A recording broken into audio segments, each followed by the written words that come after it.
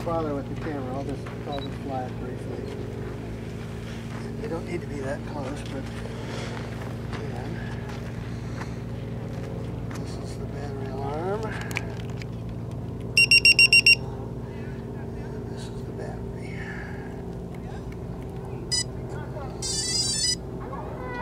Let's just initialize. Check it for balance. It's a bit off. If it's not balanced, it doesn't like to fly.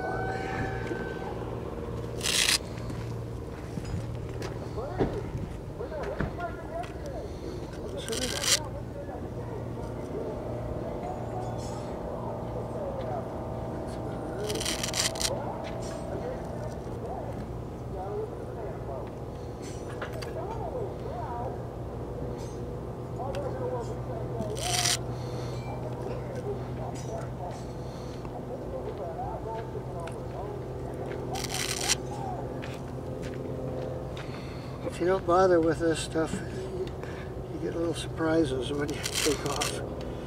They're no fun.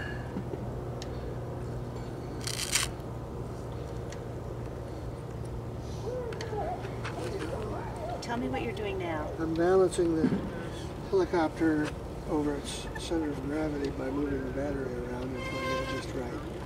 And the purpose of that is to give the helicopter the capability to take off going straight up.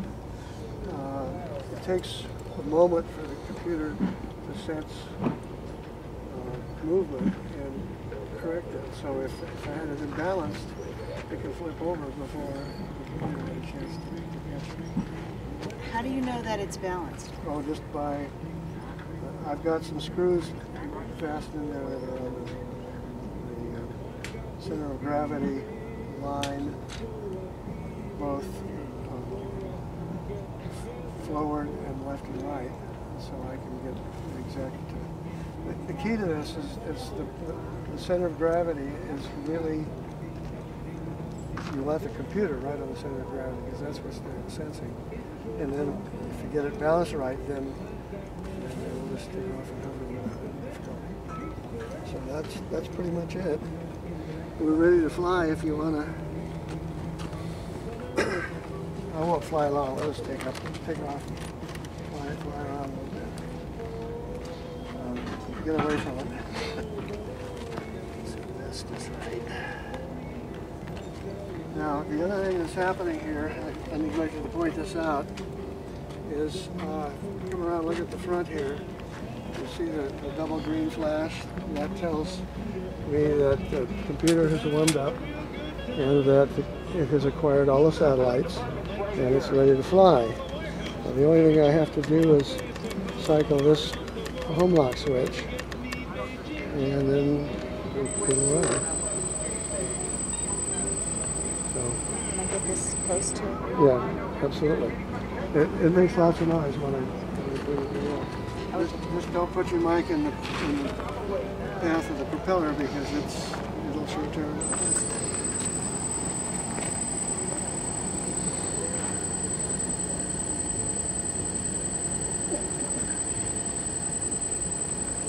Okay, and this has a failsafe. When I bring the throttle down, it stops the motors. And then there's a special procedure to start it with controls here. This makes lots of noise. You don't need to get close with that. You'll hear it just fine. And I prefer you were not sitting down in case you need to run. Who knows what it's going to do. You ready?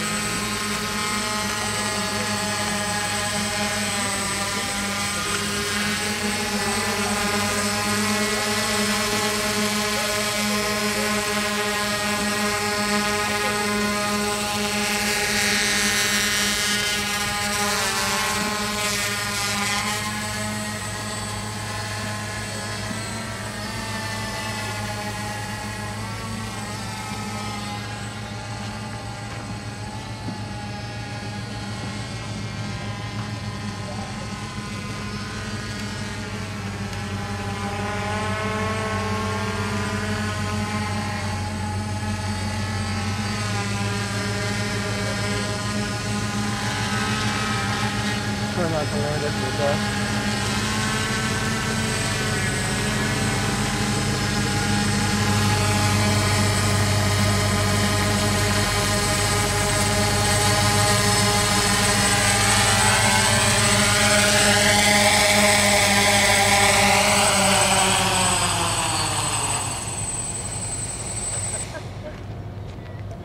That was very cool.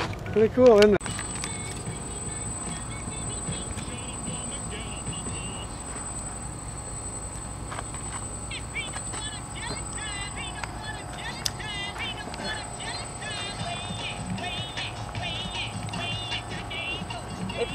If you raise it, then I'm getting a picture just where it's like you can see that it's above the ground, maybe level with you. I'm going to move behind it then.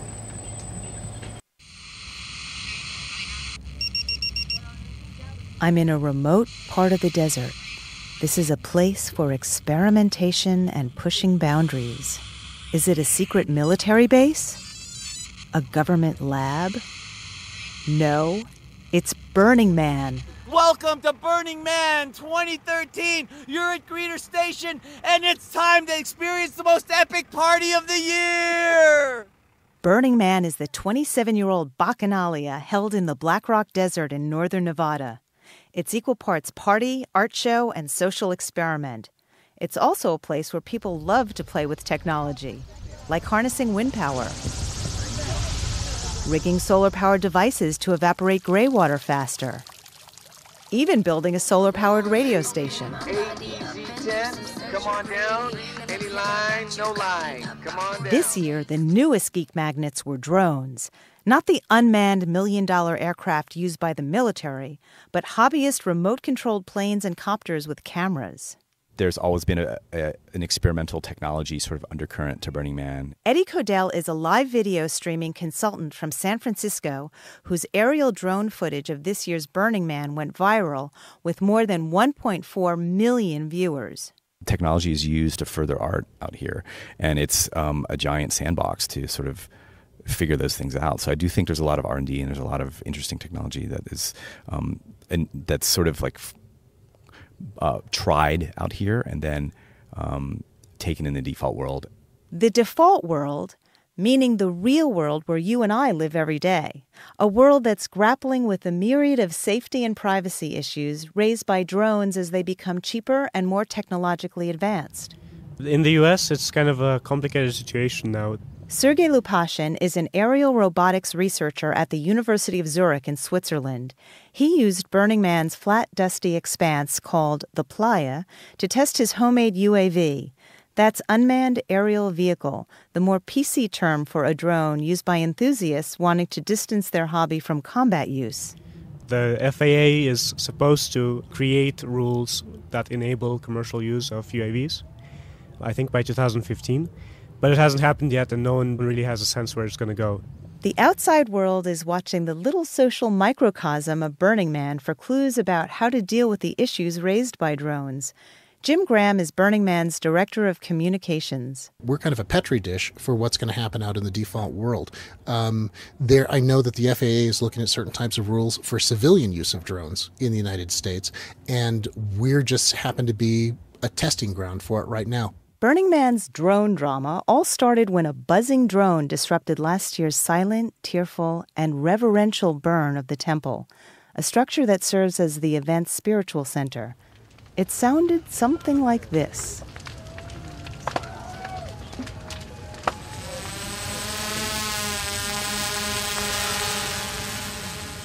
So much for reverence. After last year's festival, burners, a term used for regular festival attendees, pelted Burning Man organizers with angry emails. They responded with a drone summit last July. About 140 people showed up online and at Burning Man's headquarters to hash out new rules, like don't fly over crowds or near the giant man effigy on the day it gets burned down. That's because drone static could set off explosives and start the bonfire prematurely. Oops. What they really don't want is people flying UAVs where there's the potential of hurting someone. Ed Summers is a retired LA sound engineer with another self-made drone.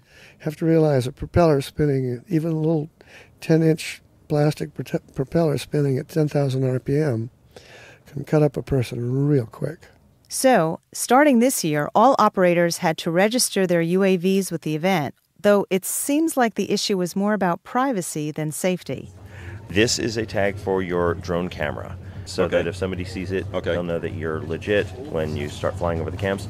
Please don't fly over all the camps of people showering and just make that your project. That might seem odd given that at Burning Man, clothes are, well, optional.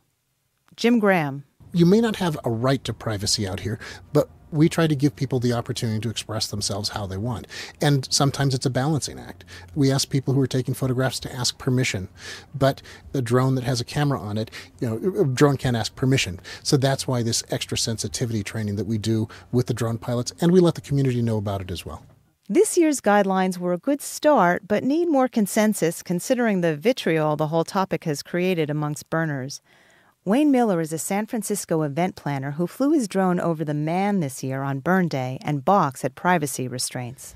I think that anybody that comes to Burning Man and walks around naked or wears a dildo on their head or whatever silliness they feel they need to do, if they need to protect their privacy, I think that should be on them, not on the rest of us.